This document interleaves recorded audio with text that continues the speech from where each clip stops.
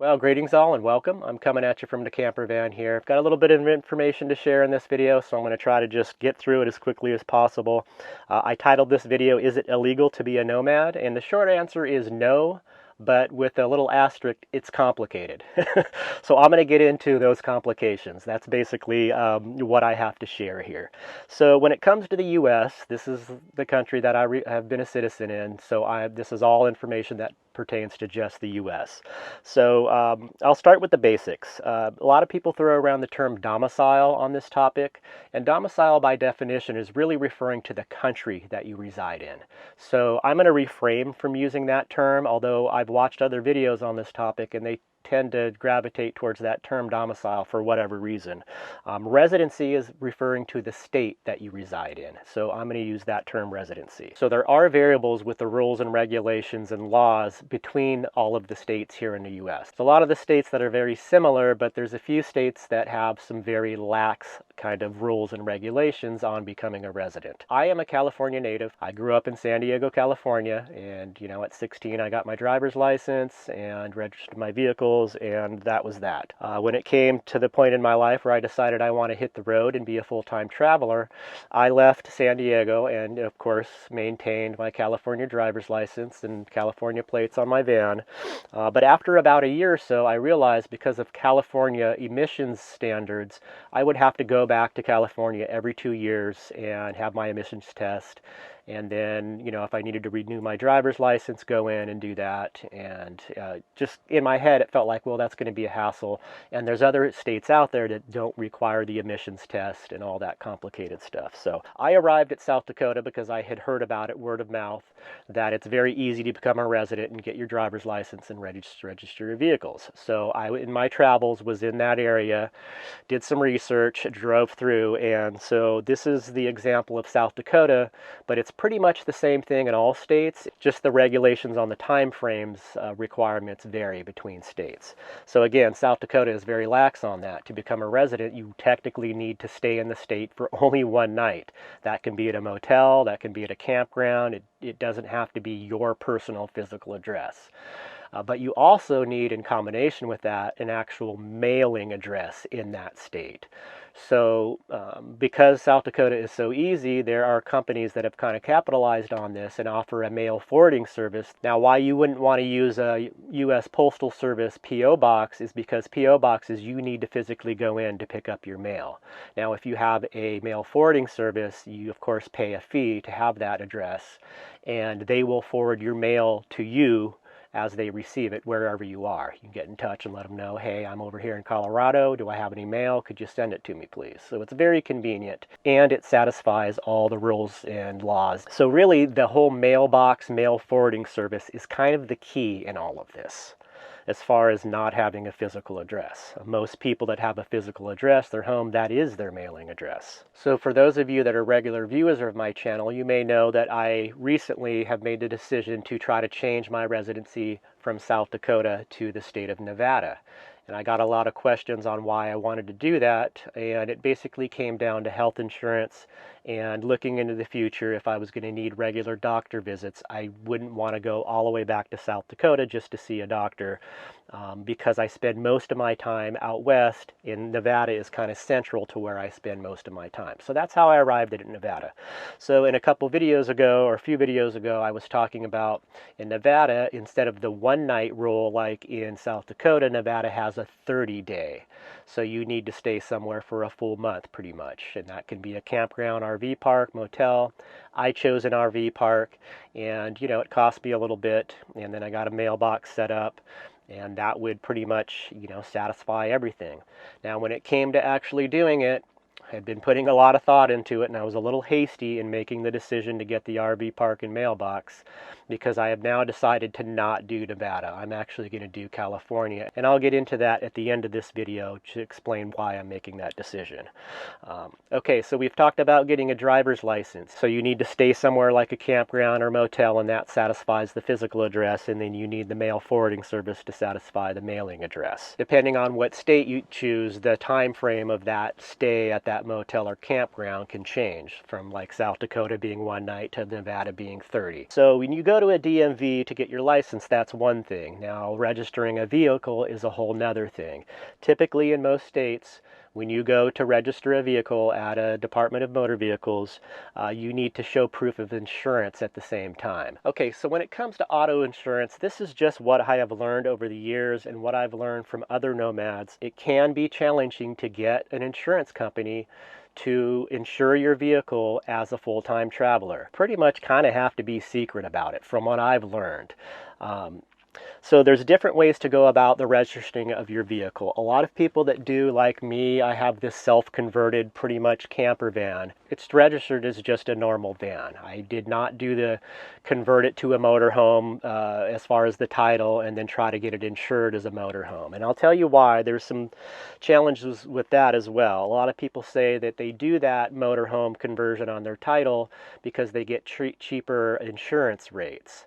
Now, there's a little snafu with that because most insurance companies, their motorhome or RV policies are not for full-time travel. It's like for 6 months out of the year, it needs to be at the physical address that you're attached to. That means that you're not traveling full-time pretty much.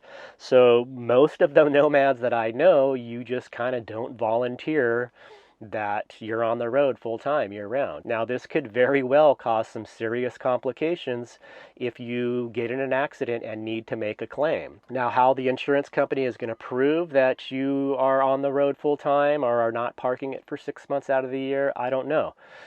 That's kind of the gray area there. But I know many, many people that have their insurance company drop them because they do not have a physical garageable address. So in my situation, I've always just had liability insurance on my vehicles, all of my whole life and even on my camper vans.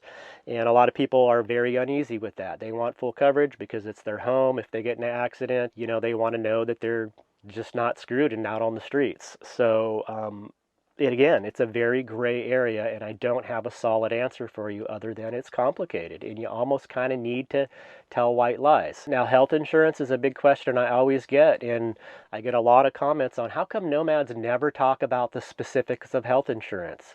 It's because it's another gray area. It's complicated. You do technically need a physical address like auto insurance, so again, there's another challenge. Now, auto insurance is required by law in every state in the U.S., but health insurance is not.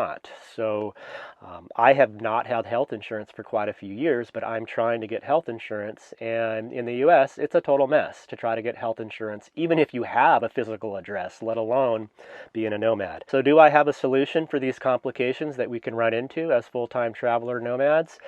Kind of. It's a solution that unfortunately isn't an option for everybody out there. And the solution that I found is to know somebody or have family that has a physical address somewhere and use that as your address. Of course, you need to communicate with them and agree upon that they're okay with doing that. And if you have somebody in your life like that, that is the best way to go, in my opinion.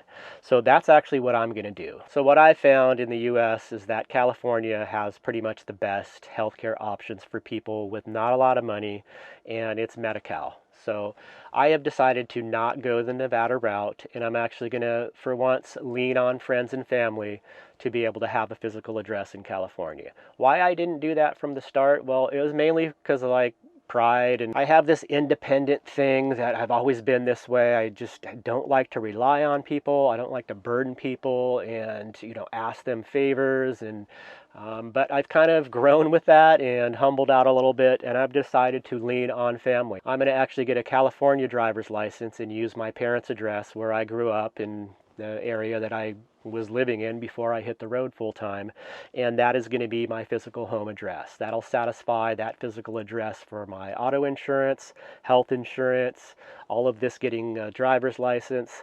Now, here's one key piece of information that a lot of people don't know. Pretty much in every state in the U.S. that I know of, and don't quote me on this, do your own research, but this is something that I knew in the past and just kind of didn't think how it would benefit me. You can have a driver's license in one state and register your vehicles in another. if in that other state you have a mail forwarding address. That's the key element there. So the route I'm going to take is having a California driver's license and having my van registered in South Dakota. I'm going to continue just keeping the mailbox I've had in South Dakota, continue to register my vehicles like I've been doing every year, renewing the tags, but now I will just have a California driver's license. And what that will allow me to do, because I will technically be a California resident, I will be able to apply for Medi-Cal, which is probably the best option for health insurance that we have in the U.S. right now. Unfortunately, it's in California, and a lot of people hate California for their political views and politics, but I can't get wrapped up in that. I need to do what's best for me and what's best for my health, and I'm very fortunate that I have family in my home state still, and I can use their address as my physical address. So that's what I'm going to be doing. So again, I would recommend to anybody out there, don't be like I did, and I don't want to burden anybody. Like, if you truly have a family member or a very close personal friend that you trust and they trust you, I would approach them and say, hey, this is what I'm doing. I'm going to try to become a full-time nomad and live this van life or live this RV life. And, to make this really possible and legal, I need to have a physical address. Would you mind me using your home address? And oftentimes that means you won't be burdening them with any mail going to that address because you have that mail forwarding address. So really that physical address just satisfies those requirements. And again, like your insurance companies would have that on file as your garageable address for your vehicle. So again, and that garageable address preferably would be in the state that you have your driver's license. But not all insurance policies require that. I'm not going to tell you who I use because I don't want to screw it up, but my insurance carrier is okay with me having vehicles registered in South Dakota and using my parents' address in California as a garageable address. So I have a policy and I haven't been dropped, and they're clear that that's the case. Now, I haven't really touched on whether or not I'm a full-time traveler, because that's the caveat with a lot of insurance policies, is that your vehicle needs to park at that garageable address at least 6 months out of the year, which is basically means you can take vacations as far as traveling. I was with a carrier initially in South Dakota, and I only lasted about 6 months, and that agent sent me an email and said, hey, you're using a mailbox address as your physical address. You've now been dropped. No question, no get back to me. If you have it, just drop me instantly. So I was like, screw that guy, and I found another insurance carrier, and I told them, as soon as I got on the phone with them, I said, hey, I was just dropped from my other insurance carrier for this reason. And then that agent told me, oh, well, do you have somebody you know with a physical address? We can use that. And I did. I told her my parents' address in California, even though I was getting a policy based on my vehicle out of South Dakota, and I have a South Dakota driver's license. She was okay with that. Is that actually true? Does this agent really know the rules and regulations of her company? Or is she just kind of misinforming me? And when I need to make a claim, they're going to deny my claim. I don't know. I'm just riding with it, and I'm continuing to make them payments, hoping that if I ever need to make a claim, they'll cover me. But I'm prepared in my head, kind of like, yeah, they could try to use some of this stuff as a reason to, not pay out my claim. Please, anyone that watches this video and has experience with this and have run into problems and found solutions, if you're comfortable, share that in the comments. And also those of you that have complications and haven't found a solution, let us know, and maybe we can help each other out. I hope this information was helpful. I'm not the best at conveying information like this. I tend to stumble on my words, so there'll probably be a lot of jump cut edits in this. But yeah, that's what I have. I'll tell you right here before I end the video, I'm not going to share with you who I'm actually using for an insurance provider. I want to keep that private. That's personal. I already have trouble with people meddling in my personal business, trying to complicate things. So it's one of the major providers out there. I'll just say that. So I'll probably drop another video either tomorrow or the next day, updating y'all on my travel plans and the changes that are going to be happening for 2025. Appreciate you guys tuning in. We'll see you in the next one. Take care.